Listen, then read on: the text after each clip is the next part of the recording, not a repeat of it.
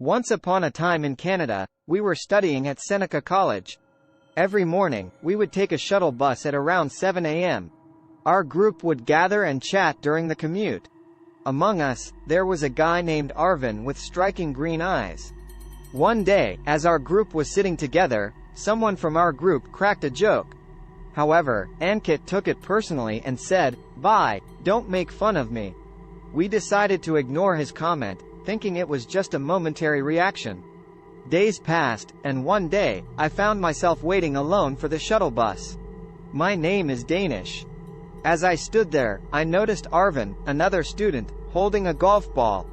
Curiosity piqued, I asked him to show me the ball. Intrigued, I pocketed it. Arvin then asked if I was free, and I replied affirmatively. We headed to the subway and took a train downtown, stopping at Wellesley Station. A cafe called Cannabis Culture caught our attention. Inside, there was live music playing, creating a vibrant atmosphere.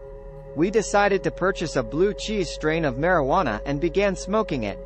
As the effects of the cannabis started to take hold, Arvin unexpectedly began speaking in Marathi. Confused, I tried to understand what he was saying, but it was difficult due to the language barrier. Meanwhile, there were other people around us, including some curious onlookers. Worried that Arvin might be experiencing paranoia, I suggested we leave the cafe to avoid any potential embarrassment. Once outside, we found ourselves in a pleasant setting with an overcast sky. Arvin expressed his hunger but admitted he didn't have any money.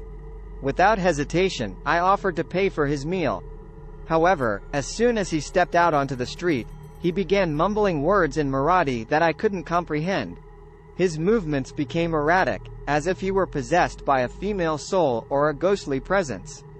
Feeling a sense of fear and unease, I sensed a heavy weight on my back, as if something supernatural had enveloped me too.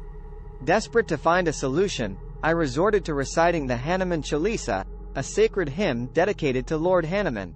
Miraculously, as I finished chanting, Arvin regained his composure, and the eerie presence seemed to dissipate. Feeling both frightened and relieved, I started walking briskly, hoping to distance myself from that strange episode. Eventually, Arvin caught up with me, his demeanor more composed. He approached me and asked what I had been saying earlier. Overwhelmed by the situation, I couldn't clearly recall what had transpired. Arvin warned me, saying, "Kya bol raha de tu? Kya bol raha de tu? If it can be inside me, it can be inside you too."